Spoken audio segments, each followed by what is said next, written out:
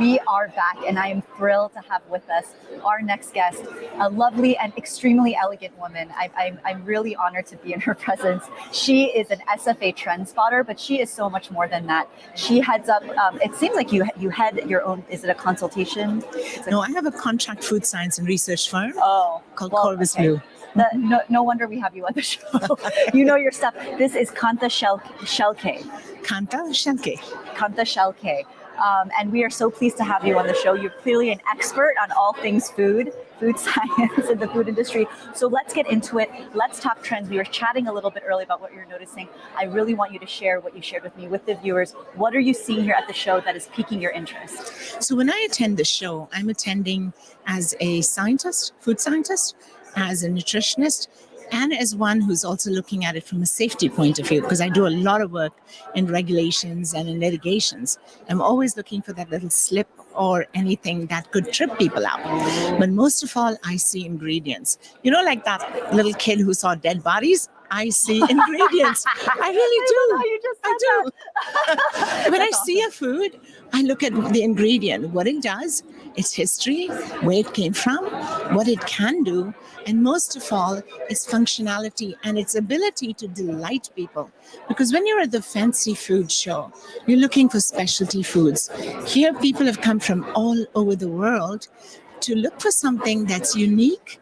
It's small batch, often artisanal made, with a lot of history and tradition, and something modern and new, the science, the skill, and most of all, something they cannot find anywhere else. So it's special, it's a specialty food, but it also makes the person who takes it feel very special, and that's an important point. Absolutely. I love what you just said there about what you're looking for. You want to know about the ingredients.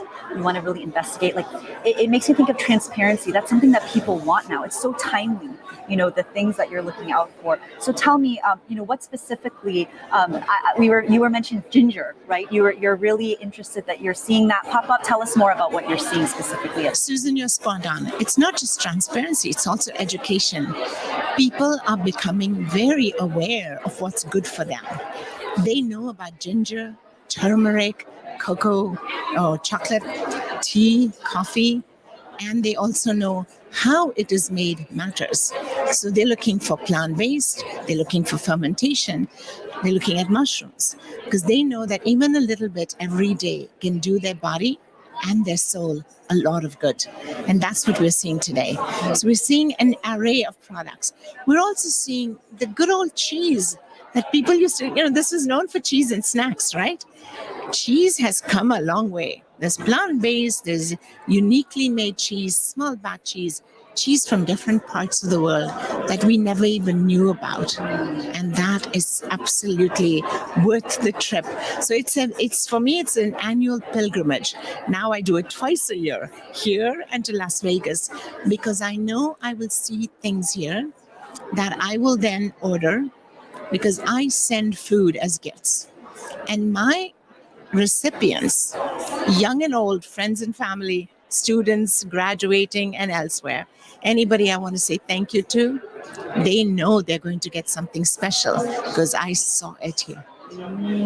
That's great. I love that. I mean, you just nailed it right there. What a wonderful diversity of products at the show, and such, not only in different type of food and ingredient, but also in innovation. That must tell me about that. And innovation, what are you seeing from where you stand in terms of that? I'm seeing a lot of science.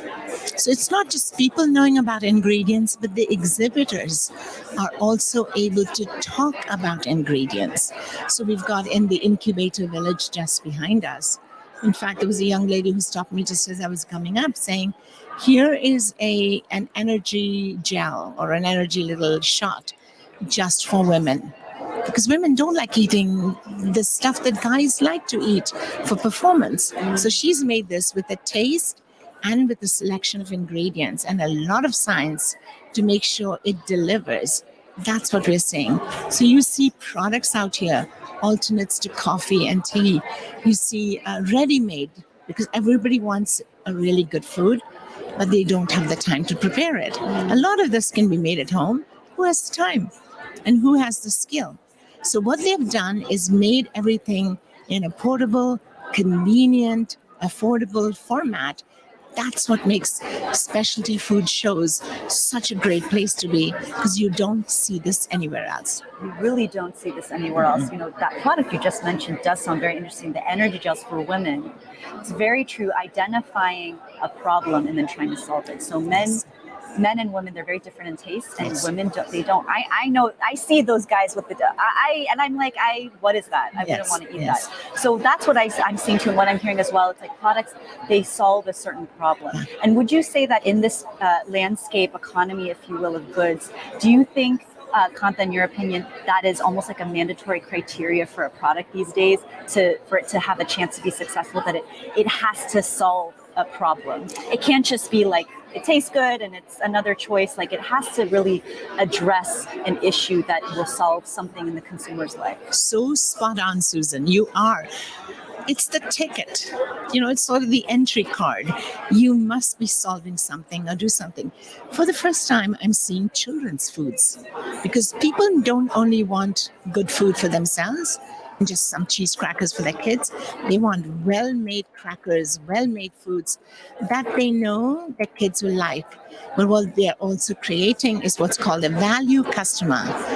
Teach them when they are young, and they will be more mindful, more discerning about how they eat, and they will only seek the best. And these people have figured that part out. And so they're coming in with solutions for parents who want good food, especially for finicky children, but food that's also good for them and they can afford it. You can find it here. It's interesting you mentioned that. I attended the Fancy New York Pitch Slam last night, hosted by SFA National New York, and one of the finalists was a company that was making, I think it was baby food. The founder had a child, a young son, couldn't eat very well. He developed a line of not just baby food, clean, very diverse in flavor, using cumin, avocado oil, chickpea, introducing those flavors from a young age. And again, certified organic, clean, non-GMO, hitting all of those labels. That actually leads me to another question for you, Kantha. A lot of products with a lot of those labels, B Corp certified, USDA, clean, low FODMAP. That's another thing that I'm seeing. I mean, Kantha, is that another thing, another requirement, so to speak, for products these days? They got to get those labels down. Do you think consumers really do care about that? So labels do a very unique thing.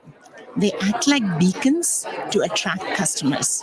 So when a harried mom or dad, or even grandma for that matter, is shopping, he or she does not have the time to sit and read labels or sit and try and figure out what the ingredients are.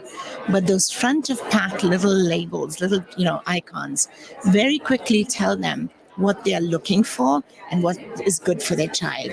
And as you said, solve their problem. So some of these labels go a long way. FODMAP. In our stressful lives today, more than not, and much more in an unprecedented way, are struggling with digestive issues. Not everybody wants a probiotic or a prebiotic or even a postbiotic in every food. But what they want is to make sure that what they're eating will not make them uncomfortable. And some of them have been fortunate to figure out what irritates them or stresses them. That FODMAP label, a little piece, goes a long way, especially for moms with children who really struggle and who cannot articulate what's wrong. So food now has gone back to the old-fashioned way of, as you said, cumin, pepper, it's various kinds of salts.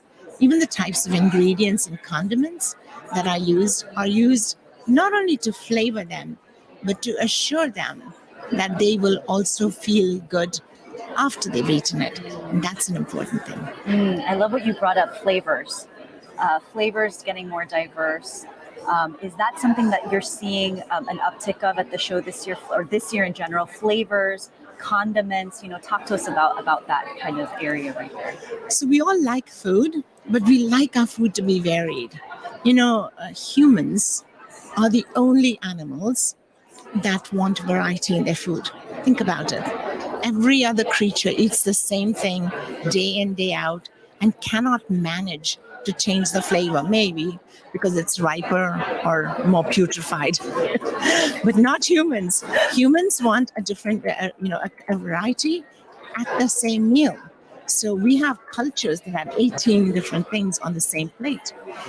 And used to be that these food scientists and the food processing industry figured that out and brought some unique flavors to up this game. But what we see here is going back to the basics and using ingredients to provide the flavor. So just take ginger or take cumin. Cumin as is, roasted or separated where only the inside part is used. Each one of them gives a different note. As I was walking in, I saw a young fellow hand me a little cumin jar, and he said, "Just smell it." This is what we strive for. Now think of it in your yogurt. So here in the US, we are still eating sweet yogurt because it's a new product for us. But the rest of the world eats yogurt with savory inclusions. And it's for a good reason. It's the pleasure, enjoyment, but most of all for the health of it. The health of it is coming clear, loud and strong at this show. Right. Kantha, it's so interesting what you're mentioning. I actually remember having a conversation with a friend of mine in a cab the other night. She's of Mexican descent, just speaking about mango, how she misses mango street food, but they don't serve it, as a dessert. They put salt and chili. And tahini. And yes. And then actually, I'm by background, I'm Korean. A tomato is a fruit. They don't put it, savory unless they're eating a Western influenced dish. It's sprinkled with a little sugar. It's eaten after dinner. Yes. That's been a staple after dinner treat in many Korean households. So I'm really resonating with what you said. I'm really also interested, Kantha, in what you say you do in your line of work. Really scrutinizing. Yes. It seems like that level, providing a level of accountability to products, ingredients. Can you talk to us more about that? Thank you for asking that. That's amazing. Well, there are two sides to what I do. I do a lot of work with food safety, and I used to do investigative reporting for CBS, the television show in Chicago. So it was never a good idea to walk into a restaurant with me because the staff would see me and assume I'm finding something wrong and would scatter. Or they'd hold up the glass and go and clean it up, for me. Not a good thing to do.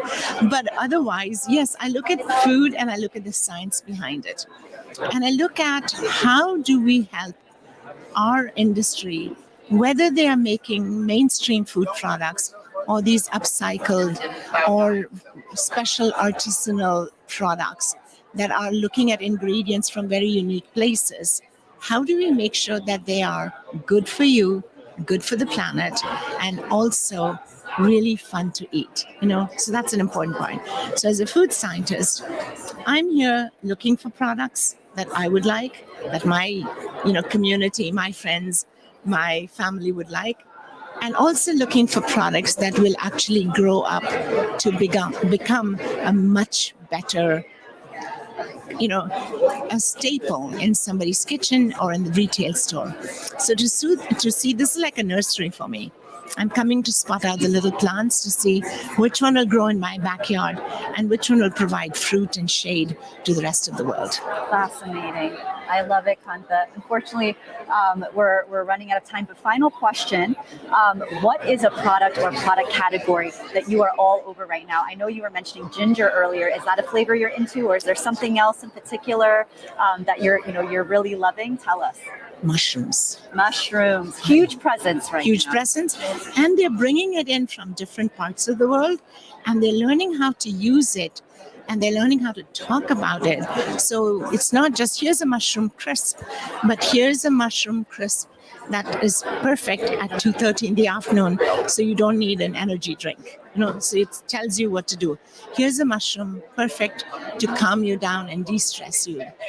Also looking at different honeys. Honey is hot, but here is honey in different formats, and they also tell you how it's safe for you and safe for the planet. So while we have all these analogs out there are companies here that are talking about ingredients that are actually good for you and your soul. That I like. So I'm looking for coffee. I love coffee. And alternates. Eat it. Chocolate. The amount of chocolate you see here, you do not get in the grocery store. That's special. Tea. And of course, ginger, mushroom, and chilies. All the nuanced condiments, spicy, wonderful. Wonderful. Love it. Thank you so much for your insights. My pleasure. Kantha Shelke, SFA Trendspotter, and you are of Corvus Blue LLC in Chicago. Kantha, thank you so much for joining us.